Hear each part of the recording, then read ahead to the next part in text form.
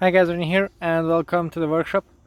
Now that I've been using both the SRAM Red and Force iterations of the new SRAM 12-speed drivetrain, I wanted to give you a bit of a comparison between the two in case you are deciding between them and if it's worth upgrading to Red. Now I would like to note that on my bikes the drivetrain components are all red, even on the Force equipped bike. So the cassette, the crank and the chain are all red. The rest comes from the Force electronic group set. So let's start as always in the front of the bike. So the general shape of the levers and hoods is exactly the same. The difference is that the red brake uses a full carbon lever blade. The adjustments are all the same, by the way, and the shift pedal has a bit more of a texture, and the Force lever is basically a plastic lever reinforced with, I think, glass fiber or something like that. I can't really see inside, but I guess it's a tiny bit heavier. Also the band clamp on the back of the lever on the Force lever, it's standard steel, and on the Red it appears to be titanium, so tiny weight savings. Maybe some of the hardware also is titanium on the Red lever versus steel on the Force, but I can't really see that just from looking at it, and there's no real information on there. Then if you go down to the brakes and the rotors, well, the rotors you get with both group sets are exactly the same, and they are these, by the way, the new CLX-R rotors.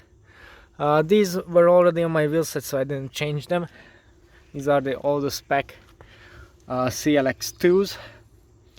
If you go down the brakes,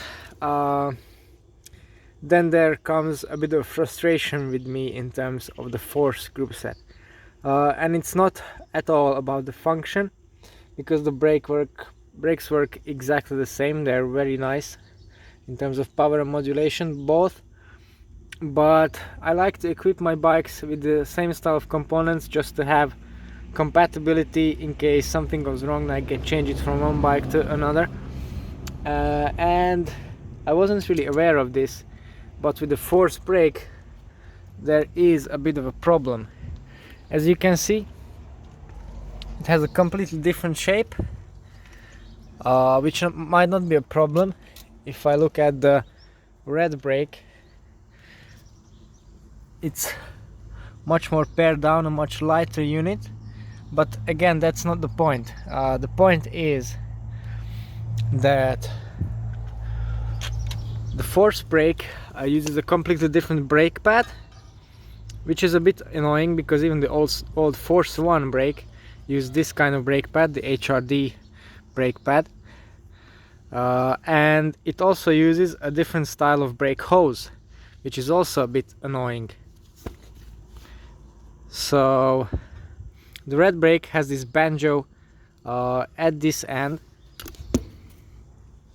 which means that if you put the brake on, you can adjust the angle of this depending on how it is coming out of your integrated guiding system.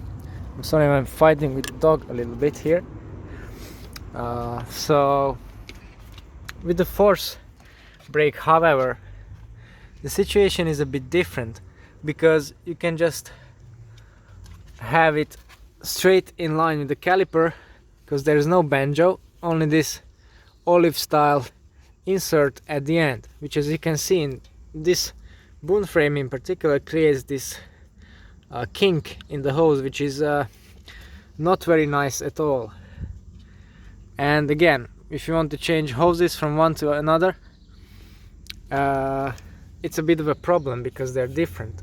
At least on this end, the lever end is the same because they use the same kind of shortening mechanism, so that's not a problem. But as I said, on the caliper end it's not so easy, and it's particularly disappointing because I have a mountain bike with SRAM level ultimate brakes, and the pad and the hose there is exactly the same, so I just don't know why they couldn't use it on the Force style brake.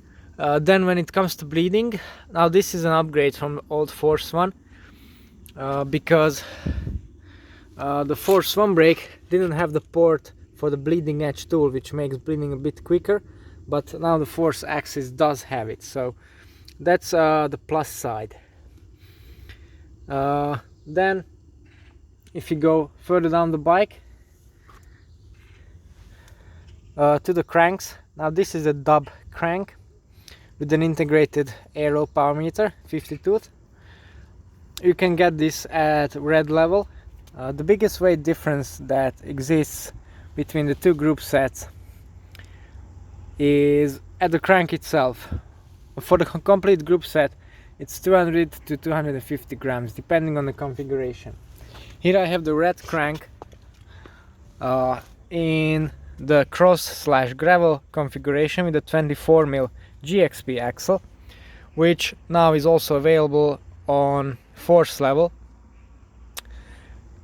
It wasn't when I was ordering this crank. It's quite specific because only the track frames need this kind of spindle. The other ones can use the dub spindle, which is a bit irritating feature of the track frame. But the main difference between the cranks is that the Red crank is high grade carbon with a hollow construction. The Force crank is a bit of a lower grade carbon with lower grade layup, so it needs a foam core as a support, thus it's slightly heavier. Also, the options for the Force crank, there are no integrated chainring options. There's this 107mm 4-bolt bolt circle. There are power meters that have this bolt circle, and there are chainrings that have this style of fitment.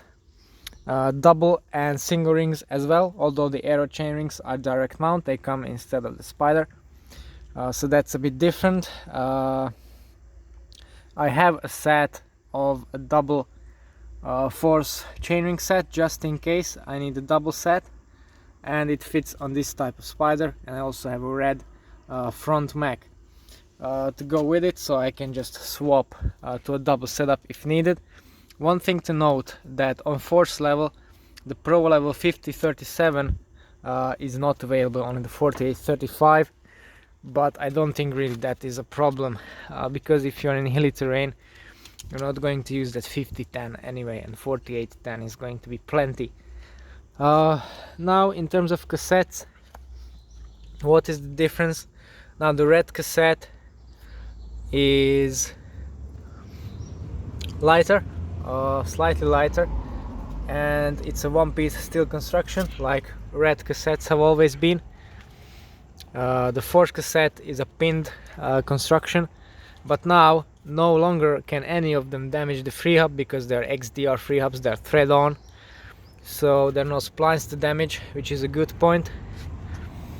The rear mech, in terms of shape, design, exactly the same, just different materials used. Again, a bit more carbon titanium on the Red version, so it's slightly lighter. And the same with the front mech, which I'm using on none of the bikes at the moment, so I can't really demonstrate that. So if we sum it up, apart from the brakes, in terms of the caliper, there's no really any difference at all, apart from the weight, aside from small compatibility differences. And if you look at the performance, now having ridden both for a bit of time, there really is no difference at all. So the shifting is exactly the same, the braking feels exactly the same, so really it's just the weight. But again, if you opt for a combination like this, then the weight difference is kind of negligible, and you get all the performance of the Red group set, so this might be a good alternative for some. Of course, the cassette might be worth considering if it's worth it or not, because it's a rare item and for that it's expensive. But if you use molten speed wax as a chain lubricant like I do, it's not really an issue because it's going to last pretty much forever. Okay, so I hope you have found this information useful. It's what I found out so far about the 12-speed group sets that I've been using so far. If you want to know more about future developments in my bike setups and my opinions on them, then don't forget to tune into the channel and subscribe. It's all for today. Thanks for watching and see you next time.